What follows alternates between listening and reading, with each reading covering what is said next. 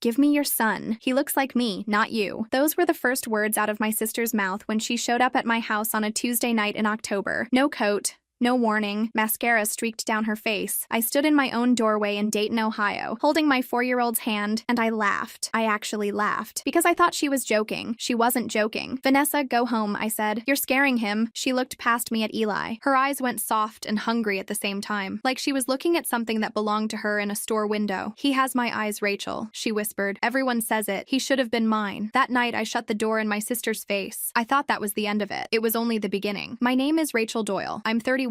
I live on Maple Ridge Court with my husband Mark and our son Eli. We are not rich. We are not famous. We are just a normal family who paid our bills and went to soccer practice on Saturdays. Vanessa is 2 years older than me. She married young, divorced young, and never had kids. Doctors told her at 26 that it probably wasn't going to happen for her. She never said the word infertile out loud. She said things like, "not yet," and "when the timing's right." The timing was never right. And somewhere along the way, she decided my son was the fix. It started small. A comment at Sunday dinner. "He's got my nose," Vanessa said, cutting her chicken. "He's got Mark's nose," I said. "No," she said. "Look at the bridge. That's a Carver nose. That's our dad's nose. That's my nose." Our mother, Diane, laughed it off. "Sisters share genes, Rachel. Don't be so sensitive." I let it go. That was my first mistake. By November, Vanessa was showing up uninvited. She'd bring Eli gifts too big for a 4-year-old. A $200 remote control car, a tablet, a bicycle he wasn't tall enough to ride. "Aunt Nessa loves you the most," she'd whisper to him, loud enough for me to hear. Mark noticed it before I did. "She's not just being an aunt," he said one night in bed. "She's building something. Watch how she talks to him. She's not playing house. She's rehearsing." I told him he was being paranoid. He wasn't. One Saturday, she asked to take Eli to the park alone. I said yes, because that's what normal aunts do. She came back 2 hours later than promised. No apology, no explanation. Just Eli,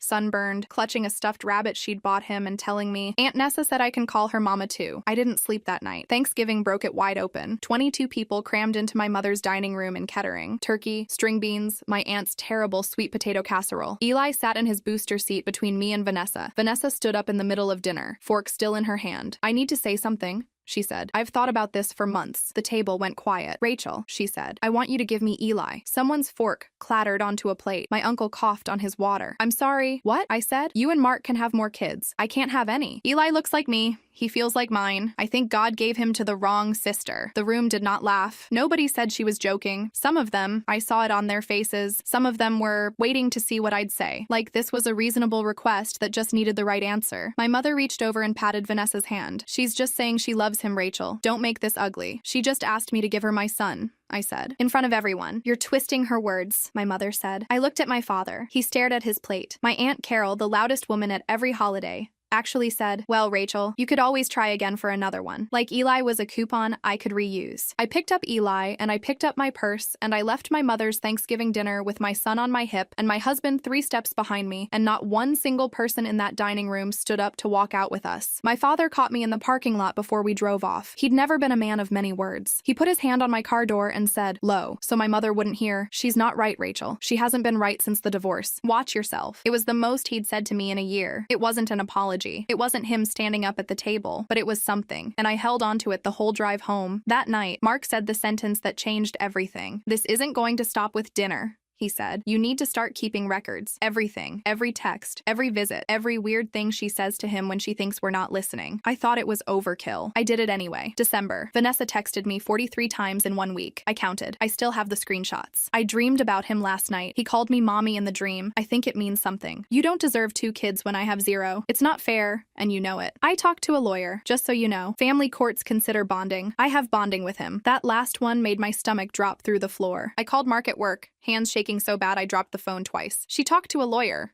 I said. "About what?" "She has no legal standing. She's his aunt." "I don't care what standing she has. She's planning something." She started showing up at Eli's daycare pickup line, unannounced, telling the staff she was helping out, even though nobody had asked her to. The daycare director called me, confused, asking why his aunt kept trying to sign him out early. I had to file a written note with the school. Only Rachel Doyle and Mark Doyle are authorized to pick up Eli. Anyone else needs written permission. Vanessa found out I did that. She called me screaming, "You made me look like a criminal in front of the daycare. Like I'm some stranger." "You are not his mother, Vanessa. You need permission like everyone else. You're punishing me for loving him. I'm protecting him from you." She hung up on me. 10 minutes later, my mother called, furious on Vanessa's behalf, telling me I was tearing this family apart over nothing. Nothing. That's what my son was to her. Nothing. A week later, the daycare director called me again, her voice tight and careful, the way people talk when they're about to tell you something bad. "Your sister came by today," she said. "She told the front desk she was picking Eli up for a dentist appointment. When we asked for the written permission slip, she got loud. Security had to walk her out. I felt the floor tilt under me. Is Eli okay? He's fine. He didn't even see it happen. But Rachel, I have to be honest with you. If this happens again,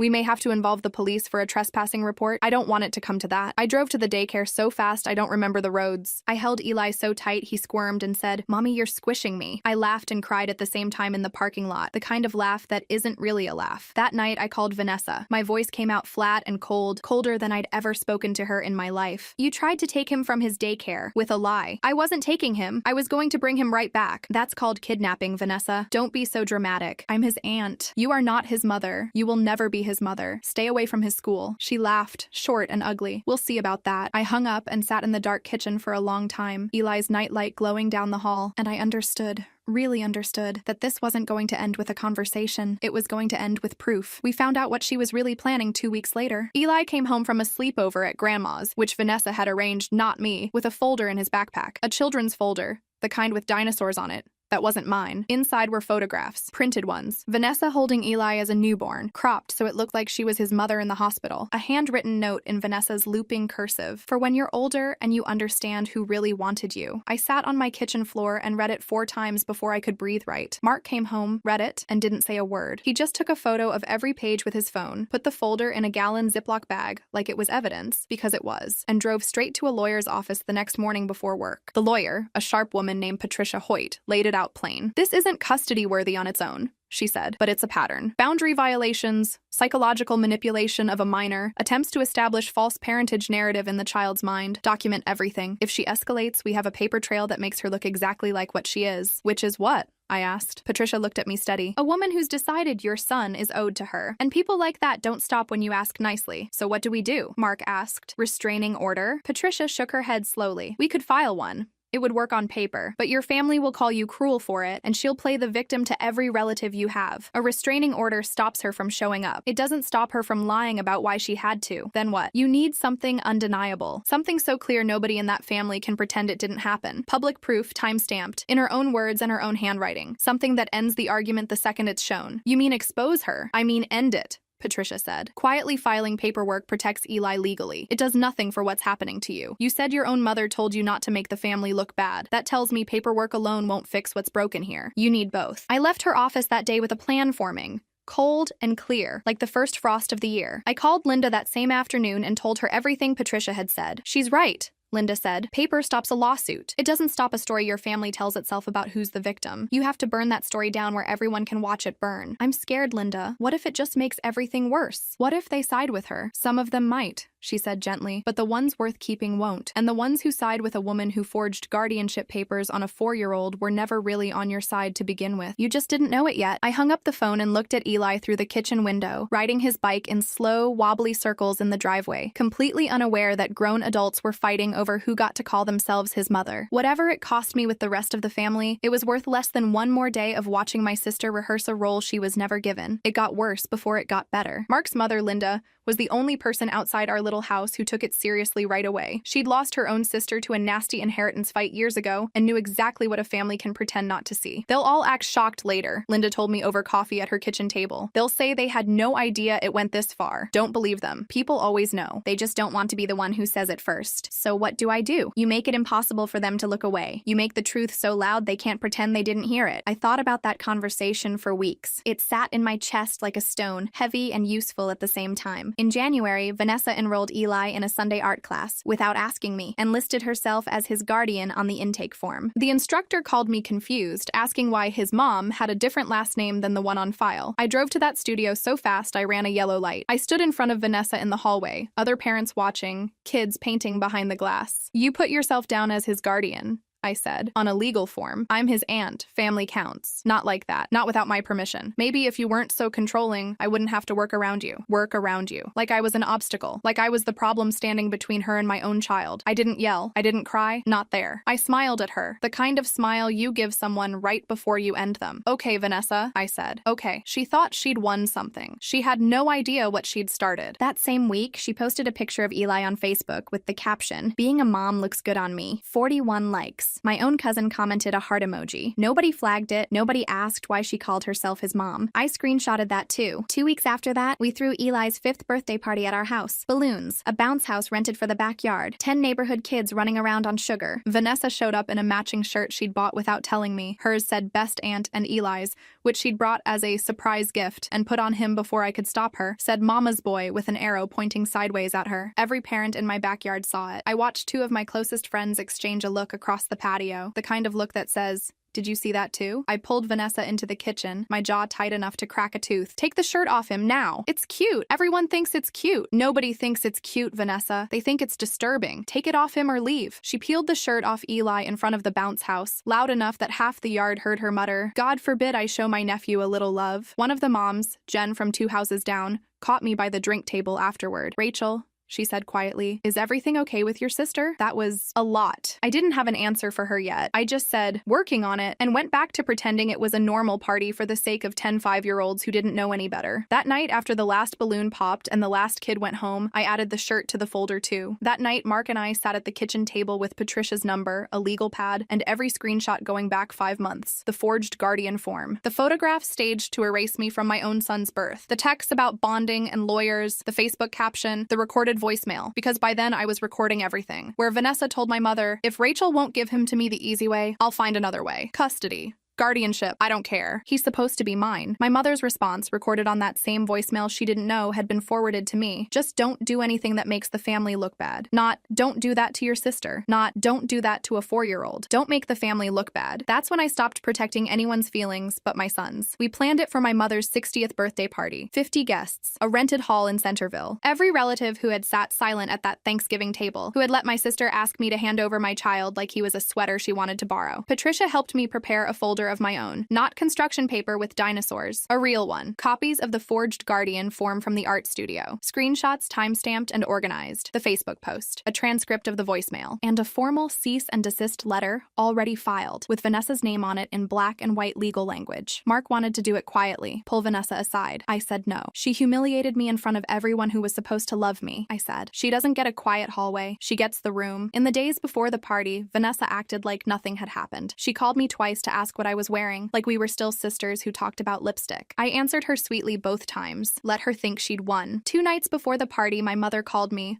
her voice syrupy in a way I recognized immediately. "Vanessa's been through so much lately," she said. "Try not to make a scene at my birthday, okay? For me. For her. Not for Eli. Not for me. For a party." "I won't cause a scene, Mom," I said. And I meant it. Vanessa would cause the scene. I would simply be standing there holding the proof. I didn't sleep well the night before. Mark found me at 2 a.m. sitting at the kitchen table, the folder open in front of me, reading the transcript for the 10th time like it might have changed. "You don't have to do this," he said, sitting down across from me. "Yes, I do," I said. "If I don't do it in front of everyone, they'll keep pretending it never happened. I've watched them do it my whole life." He nodded, and he didn't try to talk me out of it again. The night of the party, Vanessa arrived in a green dress, hugging people, laughing loud enough for the whole hall to hear, playing the good daughter, the good sister, the good aunt. She found Eli by the dessert table and crouched down to his height. "Hey, buddy," she said, straightening his little bow tie. "You know Aunt Nessa loves you more than anybody in this whole room, right?" I was 3 feet away. I heard every word. I walked up, took the microphone from the DJ stand before the birthday toast even started, and tapped it twice. The room quieted. My mother beamed, thinking I was about to say something sweet. "I want to thank everyone for coming," I said. "And I want to clear something up, because apparently it needs clearing up in public, since that's how it started." Vanessa's smile flickered. "In November, my sister asked me, in front of this entire family, to give her my son. Some of you patted her hand and told her she was just being sweet. Nobody asked if I was okay. Nobody asked if my 4-year-old was okay," whispers started. "Since then, she has forged a guardianship form at his art class, listing herself as his parent. She has staged photographs to make it look like she gave birth to him. She has posted online calling herself his mother. And she has told our own mother on a voicemail I have right here," I held up my phone, "that if I don't hand him over willingly, she'll pursue custody through the courts." "Rachel, stop," my mother hissed. I'm not finished. I opened the folder and started walking the tables, laying photocopies down one by one like a card dealer. The forged form, the staged photo with the note about who really wanted you, the Facebook screenshot, the transcript. Aunt Carol, the one who'd told me at Thanksgiving to just try again, picked up the staged newborn photo with shaking hands and stared at it like it had bitten her. Vanessa, is this real? She asked. Did you actually write this note? Vanessa's face went the color of old paper. You're insane, she said, voice cracking. You're humiliating me at Mom's birthday. You humiliated yourself the day you decided my son was a consolation prize. Everyone, she's exaggerating. She's always been dramatic. Play it, I said, and hit the voicemail on speaker. Her own voice filled the rented hall. If Rachel won't give him to me the easy way, I'll find another way. He's supposed to be mine. 50 people heard it. Nobody moved. My mother's birthday cake sat there with its candles unlit. My uncle, the one who'd coughed on his water at Thanksgiving, set down his fork for the second time in 2 months, this time for good. Aunt Carol put the newborn photo down like it had burned her fingers. Somewhere near the back, a cousin whispered, "Oh my God," loud enough to carry. Vanessa didn't say another word. She grabbed her purse, knocked over a chair getting up, and walked out of that hall so fast her heels clicked like gunfire on the floor. My mother turned to me, white-faced, mouth open, already forming an excuse for her. I handed her the folder. "There's a copy in there for you too," I said, "in case you want to keep pretending you didn't know." Then I picked up my son, who had watched the whole thing with wide, confused eyes, kissed the top of his head, and said the only thing that mattered anymore. "Nobody is ever taking you from me." I turned around to leave the party. My phone buzzed in my pocket. A text from an unknown number, sent 40 seconds after Vanessa walked out the door. "This isn't over. You'll wish you never played that voicemail."